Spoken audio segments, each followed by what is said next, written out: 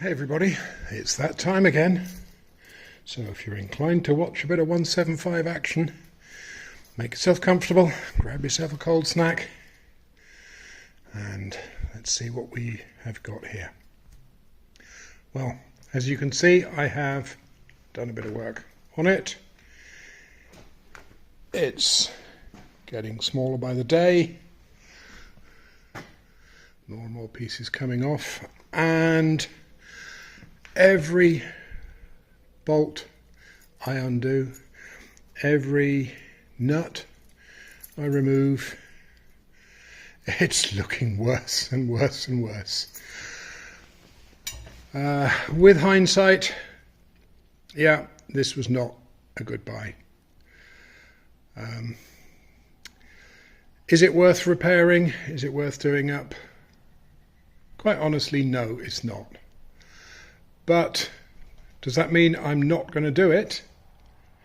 No, it doesn't. I'm still going to do it. I'm still going to rebuild it, restore it. It's just going to take a bit longer than I hoped, and it's going to cost a whole lot more than I hoped. But on the upside, as I do this, you can see everything that's been done, and you will have a much better appreciation of what it can cost to do a hedgerow tractor. So let's get stuck in.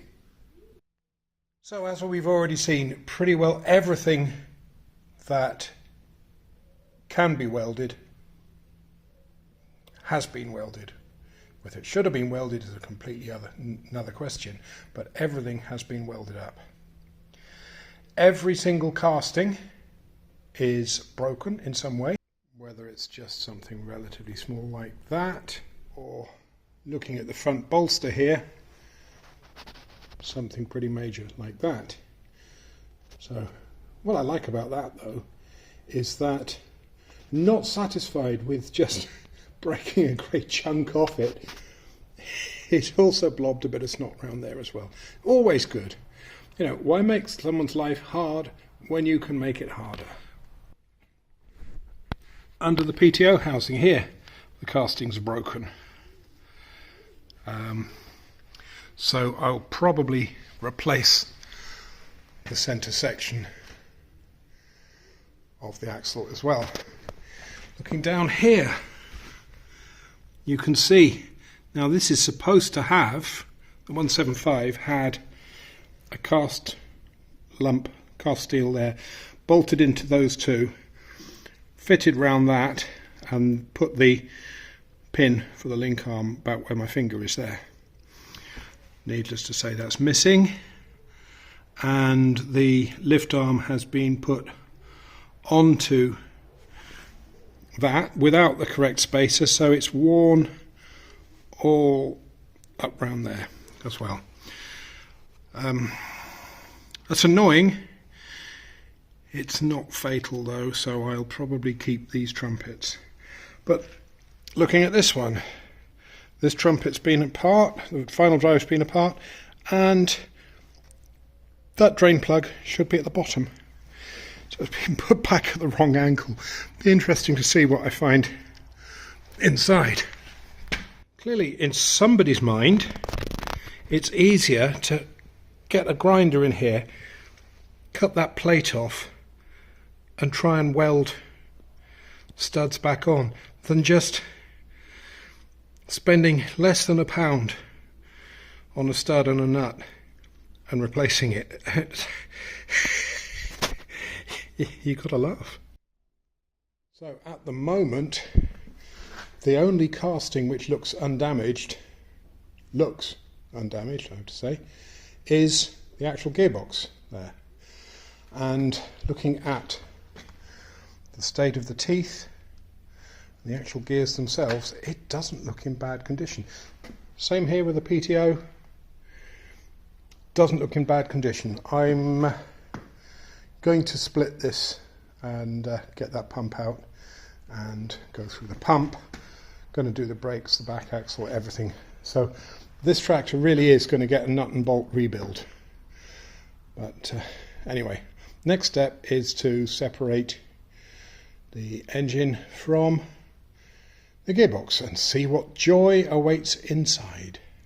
I've taken the weight off those blocks there under the sump and just going to lift it up about centimetre, whatever, quarter of an inch, whatever you want to call it, and I'm going to move those blocks down and put them under there, the clutch adjustment and inspection. Okay, just going to let it down gently, put the weight onto those blocks. Well, gently, I said. Okay, bolts loose, some missing, some rounded, quelle surprise, and should be ready to just lift this up and slide it off. What could possibly go wrong? Crusty. Well, there's been a lot of oil floating around in here. A lot of water floating around in here as well, which isn't really surprising. Anyway, we'll get to that later. Let's have a look at the clutch itself. Yeah, there is. Yeah, that is really crusty. Okay, let's get that off. Get that clutch assembly off, if I can, and let's get it onto an engine stand. Just as a point of interest, the splines actually don't look that bad. I'm not sure this has done a lot of PTO work. I've just noticed something else. This really is the gift that just keeps giving. Look, 1, 2. Oh. Pretty sure it's not supposed to look like that. Right, anyway, to get this type of clutch off, you do need a special tool. Well, 3 of them actually. There's 3 6-inch long by 1/4 inch bolts that screw in through those holes and hold the whole lot together. I'll see if I can find mine. They've probably gone where everything else has gone. Right, I can't find the correct bolts, but I've got these screws here which should do the job. I'm not going to be able to do this on camera, but you screw these through screws in. Again, while it's hanging from an engine stand isn't the ideal time to do it, but you can. Also, it's even better that I can't turn the flywheel because everything's stuck. So I'm having to kind of. Right, that's one. I'd like to try and get in a little bit further if I can. Right, I'll do this off camera. Well, needless to say, I can't find the spanner I was looking for. Probably down in the other building. Anyway, so you snug those nuts up onto there. Just gently tighten the nuts against the housing, working your way around, and you should see it start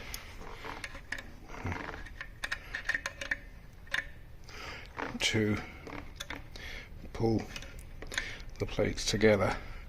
The purpose of this is to hold it all into one lump so it doesn't all fly apart when I undo these and knock what remaining teeth I have left out.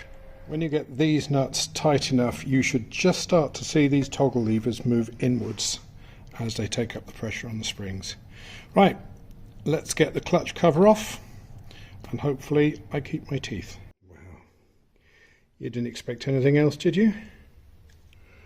I didn't. Next is, let's see about getting the flywheel off. Oh, that's interesting. The fold over locks are neither locking nor folded over. Well, that makes life easier. And of course, the friction surface has got nice radial cracks. Don't you just love it? Well, looks like I've come to an end for today. I've got to go and get some longer bolts to bolt that onto there so I can get it turned over, get the oil pan off and have a look and see what the crank looks like. Get the crank out and see if we can tidy up what we find in there. Anyway, so if you stuck with it this long, thanks very much for watching, and I'll see you next time. Bye.